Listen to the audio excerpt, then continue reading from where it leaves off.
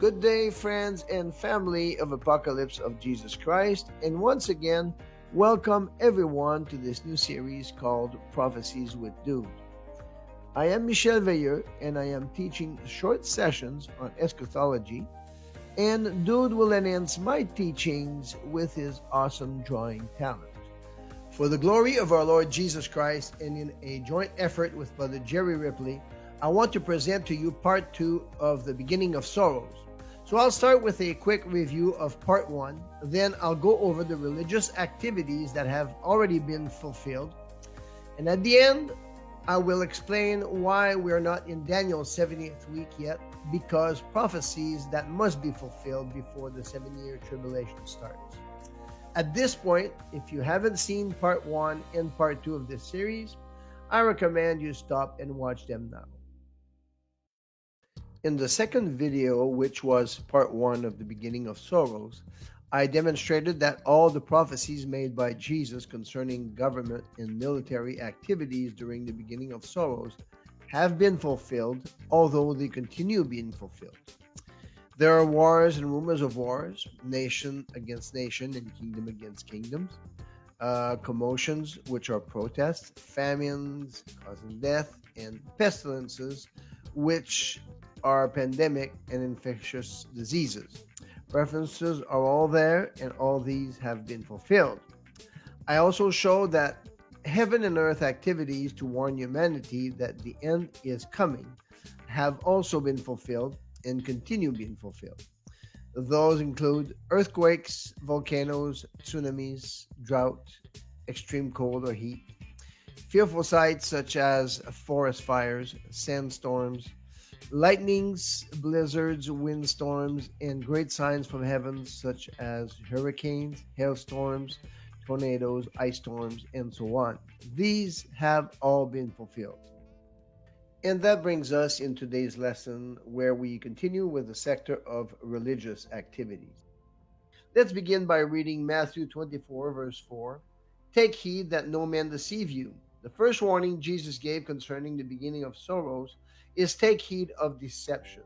The most dangerous doctrines in the last days are derived from a system called dispensationalism, which started in the Catholic Church to counteract the Protestant Reformation.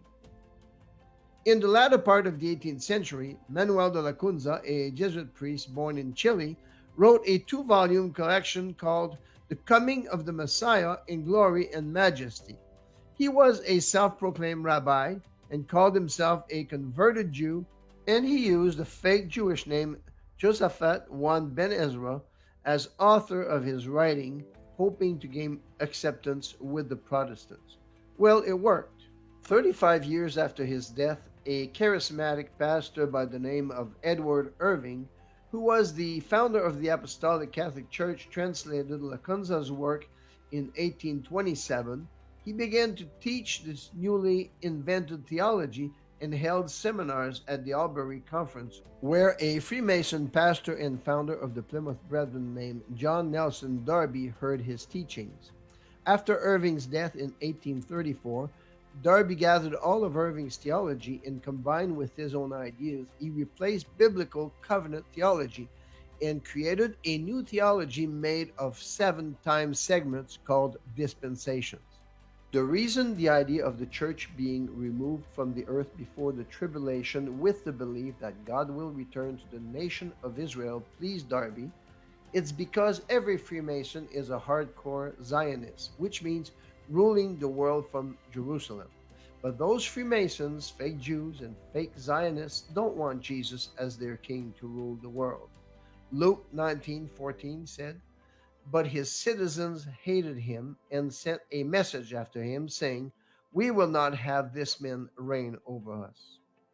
So the Zionist movement of our days, presented through dispensationalism, is in fact Satan's vision of the Antichrist, the man of sin, governing the world from Jerusalem. God's conclusive response to their request was Luke 19:27, "But bring here those enemies of mine who did not want me to reign over them, and slay them before me." The last opportunity for the Jews to find restoration of their relationship with God is through Jesus Christ during the church age, which will end after the tribulation, because Jesus never said anything about a rapture during the beginning of sorrows. Zionism and the pre-tribulation rapture doctrines are two of the most dangerous and deceiving doctrines introduced to Christendom through dispensationalism. Another end time error that still dangerously blinds Christians in our days is the thought that the Pope could be the Antichrist and that the great city of Revelation 17, verse 18 is Rome. Daniel 7, verse 8 reveals the Antichrist is a little horn. That means he is the king of a nation. That disqualifies the Pope from being the Antichrist, but he may be the false prophet, though. Revelation 11, verse 8 speaks of the great city as the place where also our Lord was crucified. That also disqualifies Rome from being the great city and leaves that possibility to no other city than Jerusalem. These are the kind of lies Jesus warned about, saying, "Take heed that no man deceive you." Let's go back to Matthew 24, verse 5. "For many shall come in my name, saying, I am Christ, and shall deceive many." Wikipedia was able to track 2 self-proclaimed Christs in the 18th century, then 8 in the 19th century, and then 28 in the 20th century. That's a significant increase. Then they found 8 more after 18 years into the current century. At this rate, a minimum of 44 self-proclaimed Christs would be expected by the end of the 21st century. Let me point out another prophecy taken from 2 Thessalonians chapter 2, verse 3. "That day shall not come except there come a falling away." Of the following pictures, see if you can determine which one is a rock concert from the ones that are supposed to be a worship service.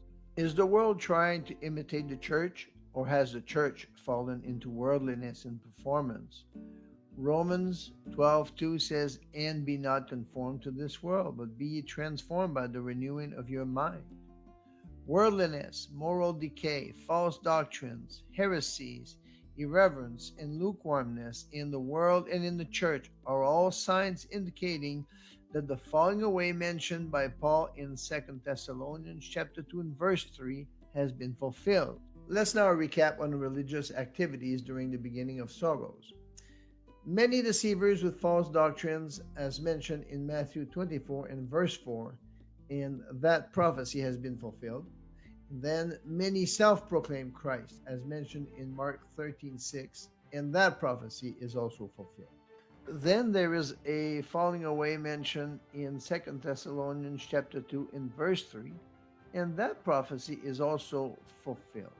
Even though all these prophecies are fulfilled, such events and activities will continue to increase in frequency and in severity until we get to the tribulation period. But the reason we are not in Daniel's 70th week yet, it's because there are still unfulfilled prophecies outside the gospel text. If we follow the order given in 2 Thessalonians chapter 2 and verse 3, "Except there come a falling away first, and that men of sin be revealed," the next event after the falling away is that the men of sin must be revealed. And I will explain why the men of sin will be revealed during the beginning of sorrows. This is the most significant event that will happen next.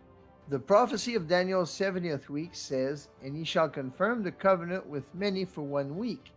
And in the midst of the week he shall cause the sacrifice and the oblation to cease." Daniel wrote that the Antichrist will cause the sacrifice and the oblation to cease. Currently, there is no daily animal sacrifice being offered in Jerusalem. So there needs to be a place and a starting point before he can stop the sacrifice offerings. That place can only be a Jewish temple. Therefore, the man of sin must first become the little horn as prime minister of Israel and overcome all oppositions of other nations to the construction of the Jewish temple. When he finally has the authority to order the building of the temple, this act will reveal who he is. Then, once the temple is built, it will be dedicated with the first animal sacrifice, and at that moment, a crown will be given to the son of perdition to acknowledge him as the Messiah King of the Jews. That event will mark the starting point of the tribulation period identified in the Bible as Daniel's 70th week. This is the chronology of the events that will lead to the 7-year tribulation period. Let's recap quickly the events that must be fulfilled before we arrive at the tribulation period. First, the man of sin must become the prime minister of Israel. Second, as prime minister, he will use his authority and his power to order the construction of the third temple in Jerusalem. And thirdly, at the dedication of the temple, the first animal sacrifice, which actually goes under religious activities, will mark the beginning of the 7-year tribulation, and a crown will be given to the prime minister of Israel to acknowledge him as Messiah, King of the Jews.